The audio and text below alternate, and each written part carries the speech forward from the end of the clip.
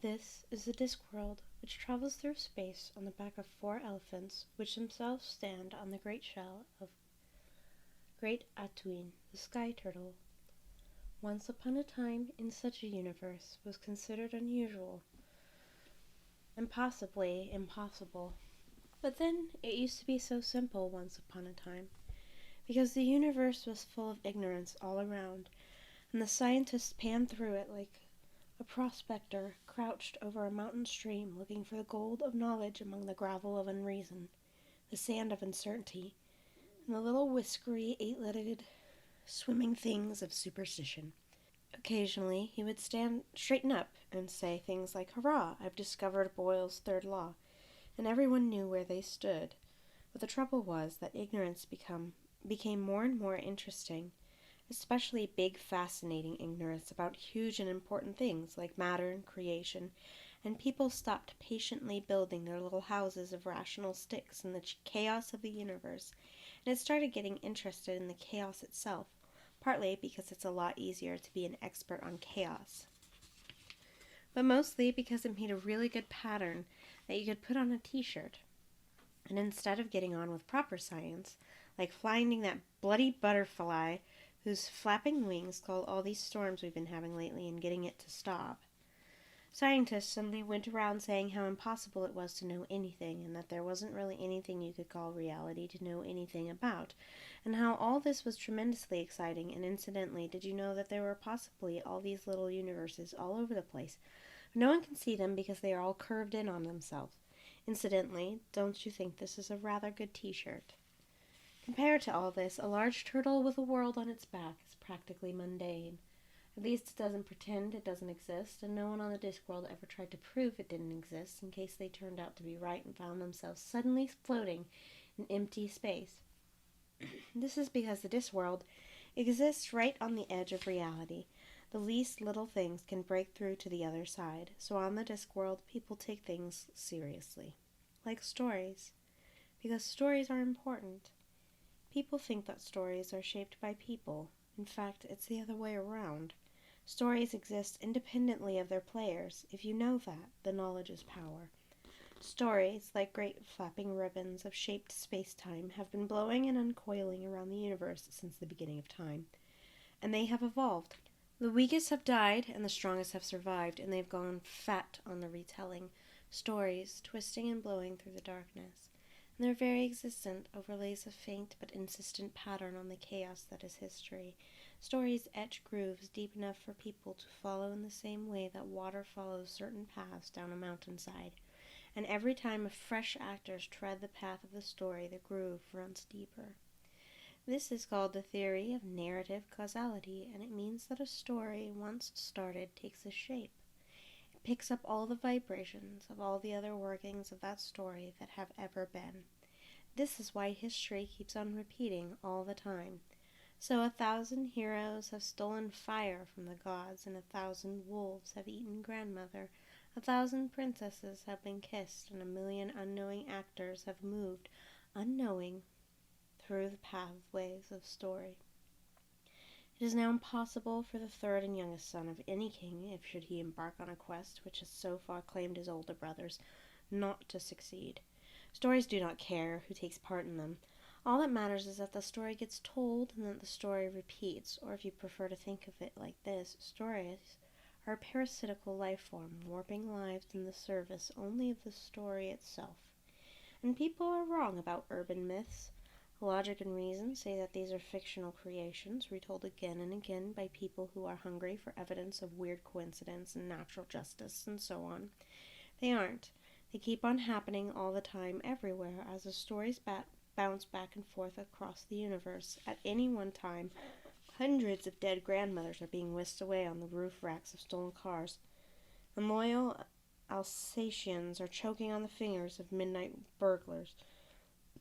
And they're not confined to any one world. Hundreds of female Mercurian Jurits turn 4 tiny eyes on their rescues and say, "My brood husband will be livid. It was his travel module." Urban myths are just as alive as stories. And it takes a special kind of person to fight back and become the bicarbonate of history. Once upon a time, Gray hands gripped the hammer and swung it, striking the post so hard it sank a foot into the soft earth. 2 more blows, and it was fixed immovably. From the trees around the clearing, the snakes and birds watched silently. In the swamp, the alligators drift like patches of badass water. Gray hands took up the cross piece and fixed it in place, tying it with the creepers, pulling them so tight that they creaked. She watched him, and then she took up a fragment of mirror and tied it to the top of the post. "The coat," she said. He took up the coat and fitted it over the cross piece. The pole wasn't long enough, so that the last few inches of sleeve draped emptily. "And the hat," she said. It was tall and round and black, and it glistened. The piece of mirror gleamed between the darkness of the hat and the coat. "Will it work?" he said. "Yes, even mirrors have their reflection, and we have to fight mirrors with mirrors." She glared up through the trees to a slim white tower in the distance. "We've got to find her reflection." "It'll have to reach a long way, then." "Yes, we need all the help we can get." She looked around the clearing. She had called upon Mr. Safeway, Lady Bonanna, Hautalaga Andrews, and Stride Wideman. They probably weren't very good gods, but they were the best she'd been able to make. This is a story about stories, or what it really means to be a fairy godmother. But it's also particularly about reflections and mirrors, and all across the multiverse there are backward tribes, considered backwards, that is, by people who wear more clothes than they do, who distrust mirrors and images because they steal a bit of a person's soul, and there's only so much of a person to go around. And the people who wear more clothes say this is just superstition, despite the fact that the other people who spend their lives appearing in images of one sort or another seem to develop a thin quality. It's put down to overwork and tellingly overexposure instead. Just a superstition, but a superstition doesn't have to be wrong. A mirror can suck up a piece of soul. A mirror can contain the reflections of the whole universe, a whole sky full of stars, in a piece of silvered glass no thicker than a breath. Know about mirrors, and you nearly know everything. Look into the mirror. Further, to an orange light on a cold mountain top, thousands of miles from the vegetable warmth of that swamp. Local people called it the Bear Mountain. This was because it was a bear mountain, not because it had a lot of bears on it. This caused a certain amount of profitable confusion, though. People often strode to the nearest village with heavy-duty crossbows, traps, and nets, and called haughtily for the native guides to lead them to the bears. Since everyone locally was making quite a good living out of this, what with a sale of guidebooks, maps of babe cares, ornamental cuckoo clocks with bears on them, bear walking sticks, and cakes baked into the shape of bear, somehow no one had gotten the time to go around and correct the spelling. Bad spelling can be lethal. For example, the greedy seraph of Alibi was once cursed by a badly educated deity. For some days, everything he touched turned to Glod, which happened to be the name of a small dwarf from a mountain community hundreds of miles away, who found himself magically dragged to the kingdom and relentlessly duplicated. Some 2,000 Glods later, the spell wore off. These days, the people of Alibi are renowned for being unusually short and bad-tempered. It was about as bare as a mountain could be. Most of the trees gave out about halfway to the top, and only a few pines hanging on to give an effect very similar to the couple of pathetic strands teased across the south by Baldy, who won't own up. It was a place where witches met, and tonight a fire gleamed on the very crest of the hill. Dark figures moved in the flickering light. The moon coasted across a lacework of clouds. Finally, a tall, pointy-hatted figure said, "You mean everyone brought potato salad?" There was one ram-top witch who was not in attending the Sabbath. Witches like a night out as much as anyone else, but in this case she had a more pressing appointment, and it wasn't the kind of appointment you can put off easily. Desiderata Hollow was making her will. When Desiderata Hollow was a girl, her grandmother had given her 4 important pieces of advice to guide her young footsteps on the unexpectedly twisting pathways of life. They were: never trust a dog with orange eyebrows, always get the young man's name and address, and never get between 2 mirrors. And always wear completely clean underwear every day, because you never know when you are going to be knocked down and killed by a runaway horse. And if people found you had an unsatisfactory underwear on, you'd die of shame. And then Desiderata grew up to be a witch, and one of the minor benefits of being a witch is that you know exactly when you're going to die, and you can wear what underwear you like, which explains a lot about witches. That had been 80 years earlier, when the idea of knowing exactly when you were going to die had seemed quite attractive, because secretly, of course, you knew you were going to live forever. And that was then, and this is now. Forever didn't seem to last as long these days as it once did. Another log crumbled to ash in the fireplace. Desiderata hadn't bothered to order any fuel for the winter, not much point, really. And then, of course, there was this other thing. She'd wrapped it carefully into a long, slim package, and now she folded up the letter and addressed it, pushed it under the string. Job done. And she looked up. Desiderata had been blind for 30 years, but this hadn't been a problem. She'd always been blessed, if that was the word, with second sight. So when the ordinary eyes gave out, you just trained yourself to see into the present, which anyway was easier than the future. Since the eyeball of the occult didn't depend on light, you saved on candles. There was always a silver lining if you knew where to look, in a manner of speaking. There was a mirror on the wall in front of her. The face in it was not her own, which was round and pink. It was the face of a woman who's used to giving orders, and Desiderata wasn't the sort to give orders. Quite the reverse, in fact. The woman said, "You're a-dying, Desiderata. I am that, too. You've grown old. Your sort always do. Your power's nearly gone." "That's a fact, Lilith," said Desiderata mildly. "So your protection is withdrawing from her?" "Afraid so," said Desiderata. "Now it's just me and the evil swamp woman, and I will win." "That's how it seems, I'm afraid. You should have found a successor." "Never had the time. I'm not the planning sort, you know." The face in the mirror got closer, as if the figure had moved a little nearer to its side of the mirror. "You've lost, Desiderata Hollow." "So it goes." Desiderata got to her feet, a little unsteady, and picked up the cloth. The figure seemed to be getting angry. It clearly felt that people who'd lost ought to look downcast, and not as if they were enjoying a joke at your expense. "Don't you understand what losing means?" "Some people are very clear about that," said Desiderata. "Goodbye, my lady," and she hung the cloth over the mirror. There was an angry intake of breath, and then silence. Desiderata stood as if lost in thought. Then she raised her head and said, "Kettle boiled just now. Would you like a cup of tea?" "No, thank you," said a voice right behind her. "How long have you been waiting?" "Forever." "Not keeping you, am I?" "It's a quiet night." "I'm making a cup of tea, and I think there's one biscuit left." "No, thank you." "If you feel peckish, it's in the jar on the mantelpiece. That's genuine Clutchian pottery, made by a genuine Clutchian craftsman from Clutch," she added. "Indeed? I used to get about a lot in my younger days." "Yes?" "Great times." Desiderata poked the fire. "It's a job, you see. Of course I expect it's very much the same for you." "Yes." "I never knew when I was going to be called out." "Well, of course you'd know about that, wouldn't you? Kitchens, mainly. It always seemed to be kitchens. Balls, sometimes, but generally it was kitchens." She picked up the kettle and poured the boiling water into the teapot on the hearth. "Indeed. I used to grant their wishes." Death looked puzzled.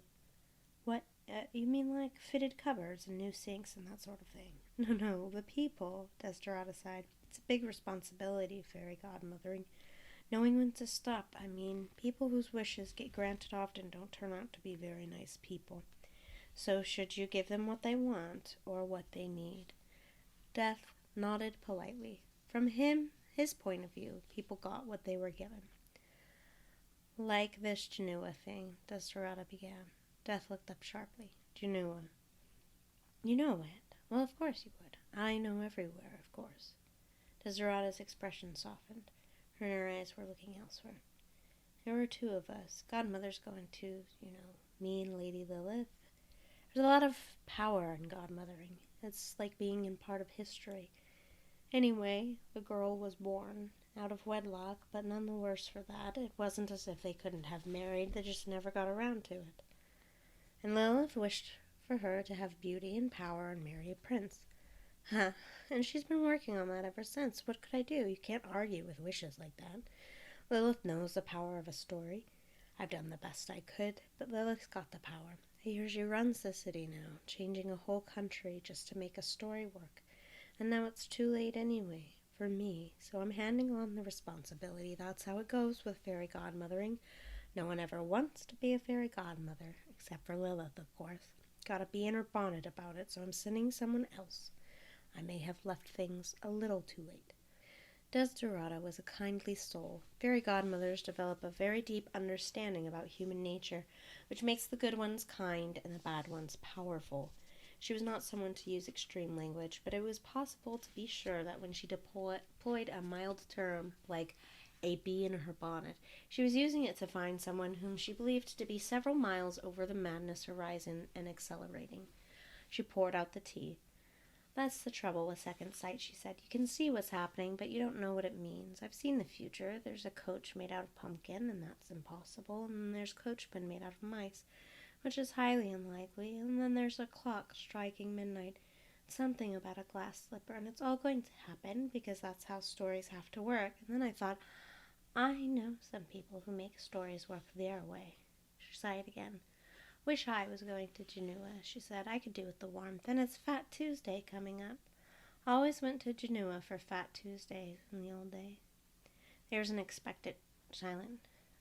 Then Death said, You are surely not expecting me to ask, to grant a wish. No one grants fairy godmother's wishes. Desiderata had that inward look again, her voice talking to herself. See, I've got to get the three of them to Genoa. I gotta get 'em there because I've seen 'em there. Gotta be all three, and that ain't easy with people like them. Gotta use headology. Gotta make 'em send himself. Tell Esme Weatherwax she's got to go somewhere. She won't go out of contrariness. So tell her she's not to go, and she'll run there over broken glass. That's the thing about Weatherwaxes, see, they don't know how to be beaten. Something seemed to strike her as funny. But one of 'em's going to have to learn. Death said nothing. From where he sat, Desiderata reflected. Losing was something that everyone learned. She drained her tea. Then she stood up, put on her pointy hat with a certain amount of ceremony, and hobbled out the back door. There was a deep trench dug under the trees a little way from the house, down into which someone had thoughtfully put a short ladder. She climbed in, and with some difficulty heaved the ladder up on the leaves. And then she lay down. She sat up. Mr. Shirt, the troll down at the sawmill, does a very good deal on coffins, if you don't mind pine. I shall definitely bear it in mind. I got Herker the porcher to dig the hole out for me, she said conversationally. He's going to be coming in along and fill it on his way home. I believe in being neat. Take it away, maestro. What? Oh, a figure of speech. He raised his scythe when Desiderata Hollow went to her rest. Well, she said, that was easy. What happens now? And this is Genoa, the magical kingdom, the diamond city, the fortunate country. In the center of the city, a woman stood between two mirrors, watching herself reflected all the way to infinity. The mirrors were themselves the center of an octagon of mirrors, open to the sky on the highest tower of the palace. There were so many reflections. In fact, it was only with extreme difficulty that you could tell where the mirrors ended and the real person began. Her name was Lady Lilith de Timskire, although she had answered to many others in the course of a long and eventful life. That was something you learned to do early on, she found. If you wanted to get anywhere in this world, and she'd decided right at the start that she wanted to get as far as it was possible to go, you wore names lightly, and you took power anywhere you found it. She'd buried 3 husbands, and at least 2 of them had already been dead. And you moved around a lot, because most people didn't move around much. Changed countries and your name if you had the right manner, and the world was your mollusk. For example, she had to go a mere 100 miles to become a lady. She'd go any lengths now. 2 main mirrors were set almost, but not quite, facing one another, so Lilith could see over her shoulder and watched her images curve away around the universe inside the mirror. She could feel herself pouring into herself. multiplying itself via the endless reflections. When Lilith sighed and strode out from the space between the mirrors, the effect was startling. Images of Lilith hung in the air behind her for a moment, like three-dimensional shadows, before fading. So, Desiderata was dying. Interfering old baggage. She deserved death. She never understood the kind of power she had.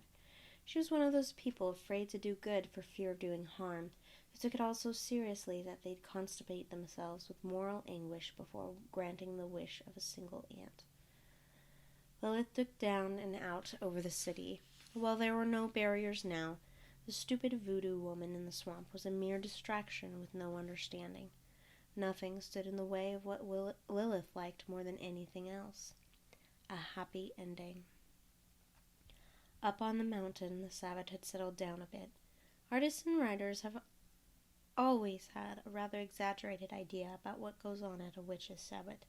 This comes from spending too much time in small rooms with the curtains drawn instead of getting out in the healthy fresh air. For example, there's dancing around naked.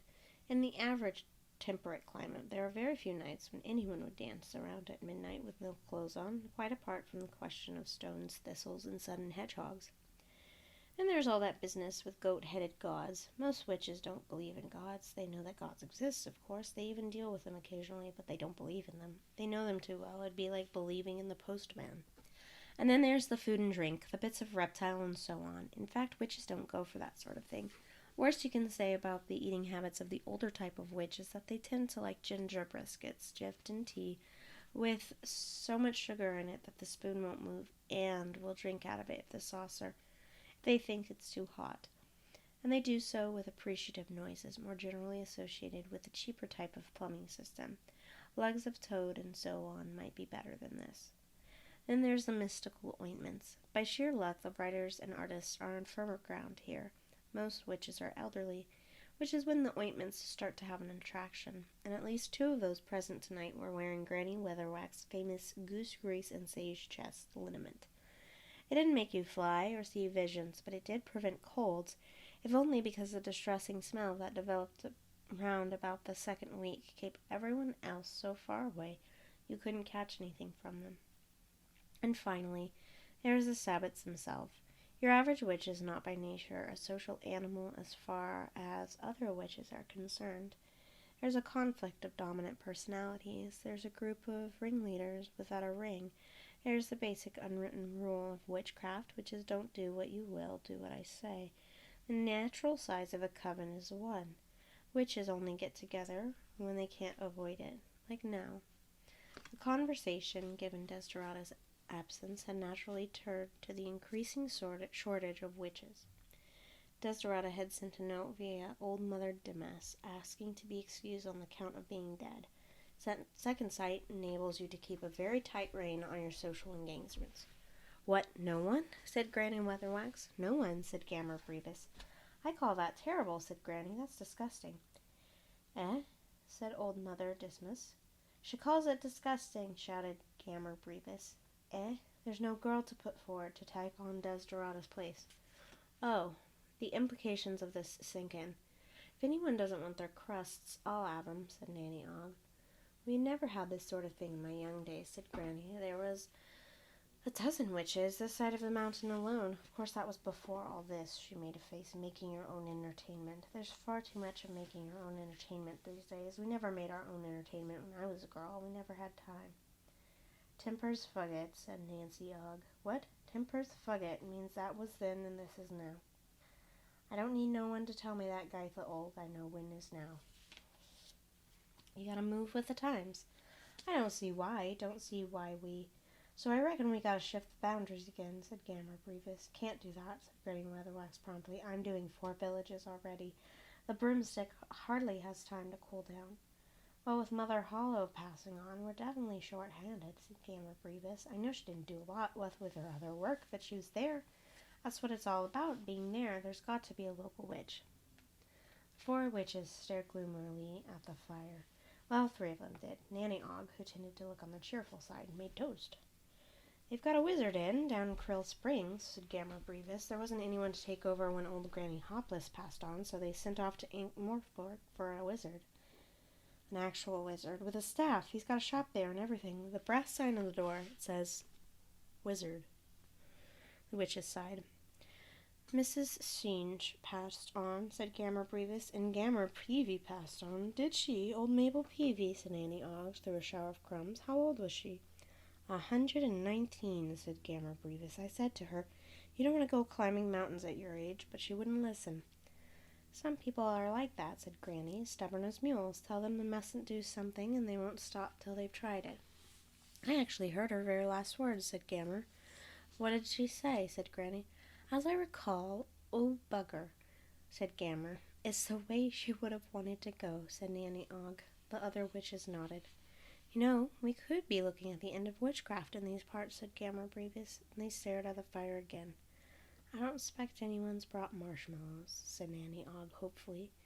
Granny Weatherwax looked at her sister witches.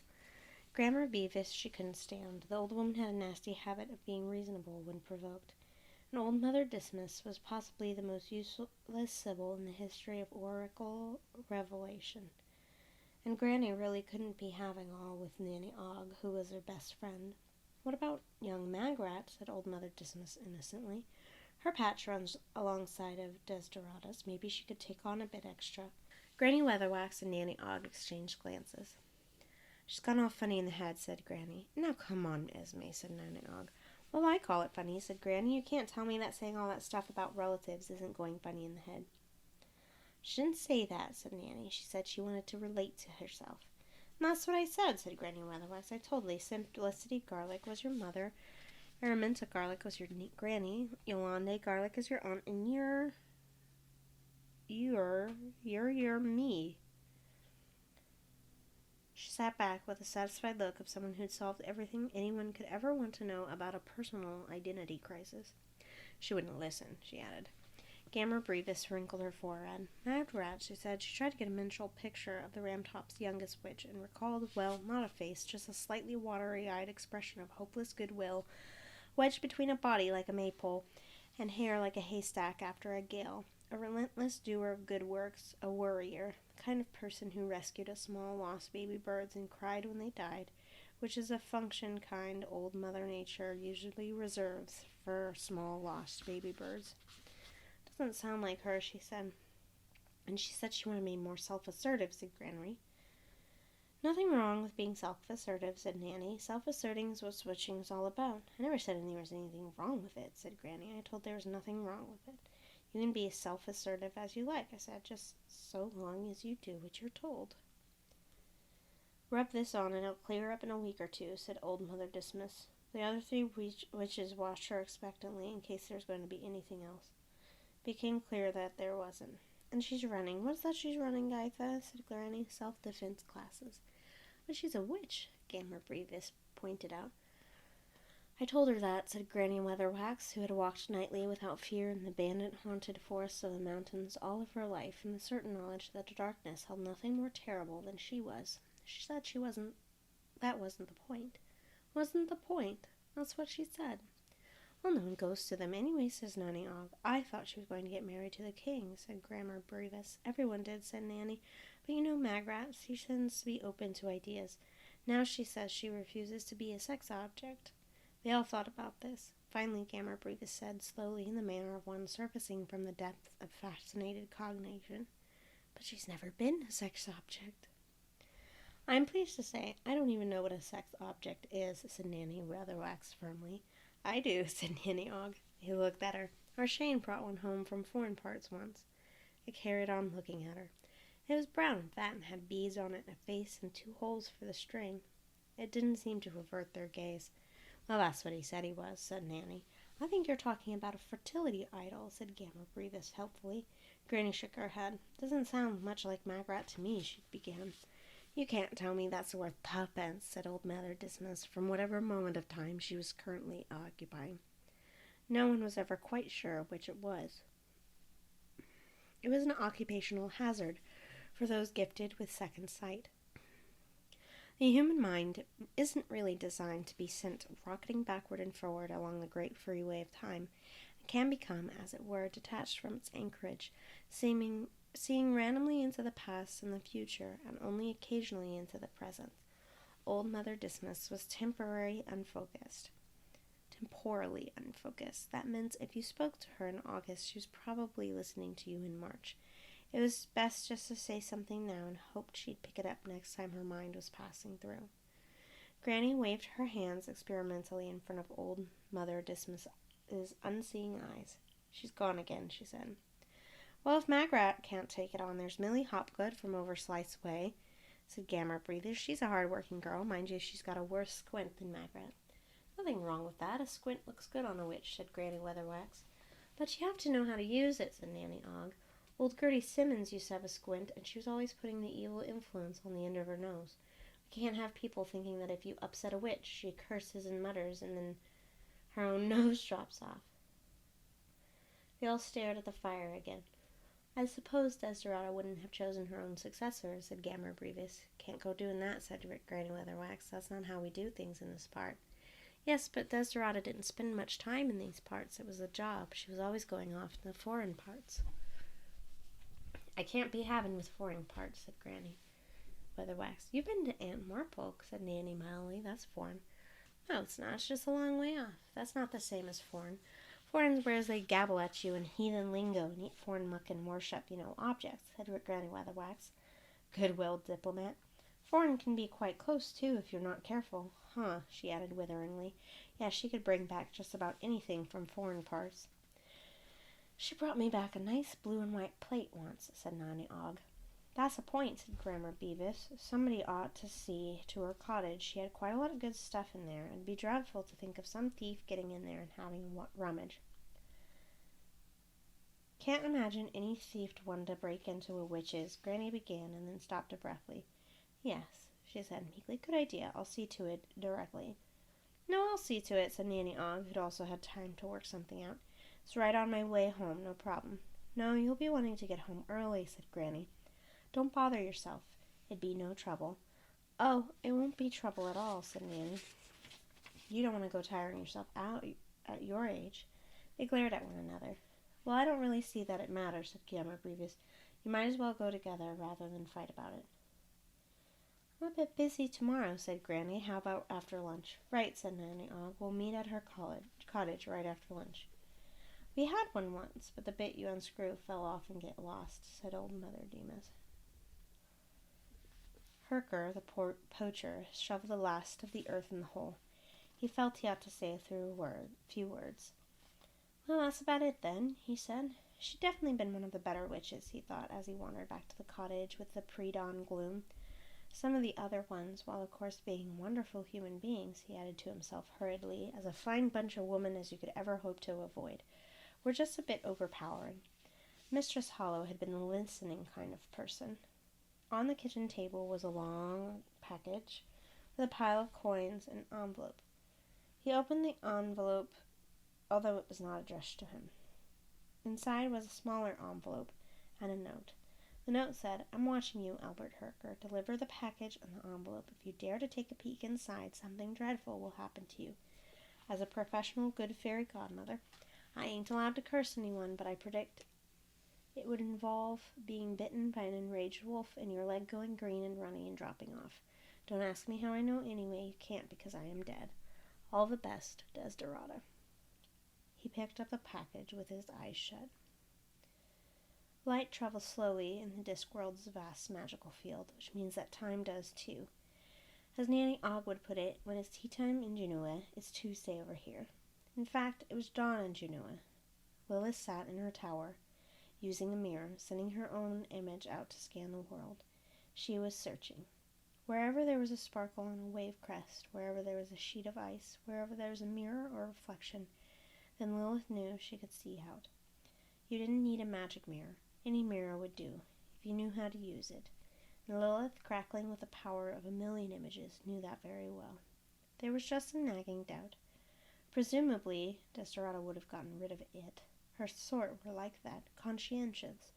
And presumably it would be to that stupid girl with the watery eyes who sometimes visited the college, the one with all the cheap jewelry and the bad taste in clothes. She looked just the type.